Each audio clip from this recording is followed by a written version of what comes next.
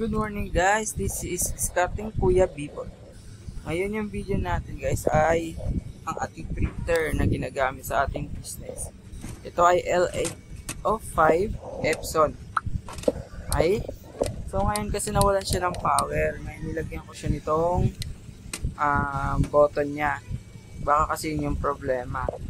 So, troubleshoot muna natin, hahanapin muna natin kung ano yung problem. May mga ano tayo dito, extra printer yung mga pinaglumaan natin at ang iba dyan talaga sa mga propang technician na nabili natin. Alright, ngayon, check muna natin kasi nilagyan ko na nung power button, ayaw naman gumana. Ngayon, kumuha ako dun sa isang parts natin ng power supply. Power supply muna yung ilalagay natin, baka yung problem, check muna natin. Okay. Ayan.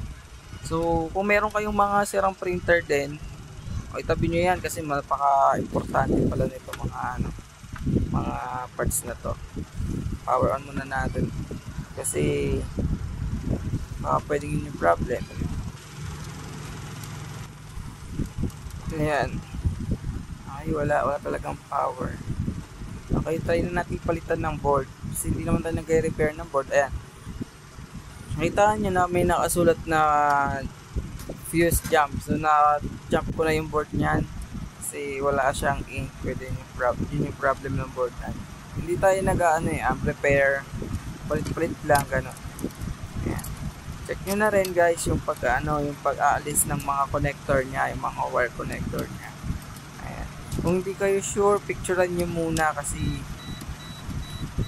para din sa assurance ng wire kasi kung nagkamali kayo ng kapit niyan at na power on nyo, pwede pumutok yung board natin. Sayang lang, makapamp pa naman ang board ng Epson.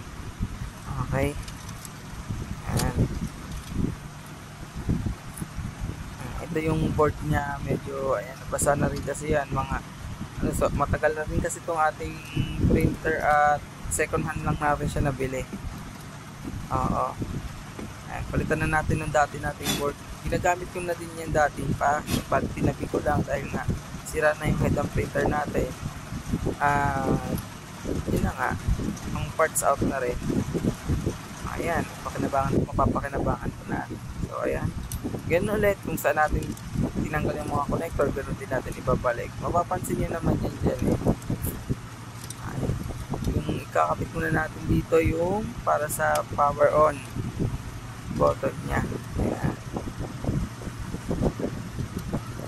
Yan yung para sa power button niya. Yung sa panel. Tapos, itong maliit na yan yung sa sensor. Yan o, yung sa sensor niya din sa gilid na wheel. Ayan o, makikita nyo. Yan. Ingat lang kasi pag natanggal yung kulay blue, may kulay blue kasi yan sa flex niya. Pag natanggal yung nahirap na kabit. Kasi yung magpapahigpit yan dun eh. Ayan, bali ito, yan yung hawak ko ngayon, yun yung para sa head. Yan yung connector para sa head ng printer natin. Ayan. Ay, bali yun dyan, dalawa lang ikakabit natin. Yung tatlo kasi yan yung magkakasama na parehas yung size. Ayan, tatabi na natin yan kasi hindi yan siya kasama. Kasi yan siya, ibang flex to yung ginamit ko dito, iba ng model. Pero kung sa original na L805 na pang head flex niya ay walang extra connection yan sa mga yung mga connection na may wire connection na yan, medyo nakakalito kasi yan. Pero kung mapapansin nyo, isa lang naman yung kanyang dyan sizes. Okay, yan lang ang pagko-connect ng ating mga wires saka bago nyo rin pala siya on, siyempre double check nyo pa rin yung wire. Double check nyo, tapos yung ihuli natin dyan, siyempre yung connection ng pang power supply. Alright.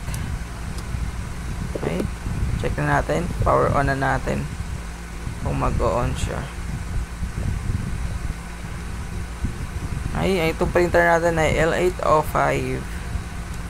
Ay, ayaw. Yun, may power siya. Check. Ayun na, nagkaroon na ng power. nagagalaw-galaw na yung head.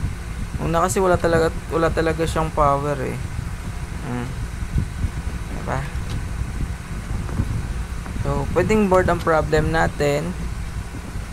Pwede ring connection kasi hindi ko na troubleshoot kung yung connection ba ang problema, pero kanina pinakita ko naman yung power on ayaw niya talaga. Yung power placement natin, yung ayan, yung sa unahan ay wala. So, ang nakita natin problem ay yung board. Wala siyang problem. So, bali yung board na yun, tatabi na lang muna natin. Kung may plano tayo ipa-check sa ating tropang mga technician, edi pwede natin ipa-check. So, ito test print ko, okay na, all goods, may print din siya. Bali dito kasi nawala yung power niya eh, yung power button niya, LED light. Hindi ko alam kung anong nagka-problema. Hindi ko na pinalitan ng power button. Meron pa naman tayong extra dyan, pero nasunod, pinakita ko na lang sa inyo na okay na ulit, buhay na ulit siya. Okay, hanggang sa susunod na video. This is Discarding Kuya B-Boy TV. Goodbye. Thank you guys.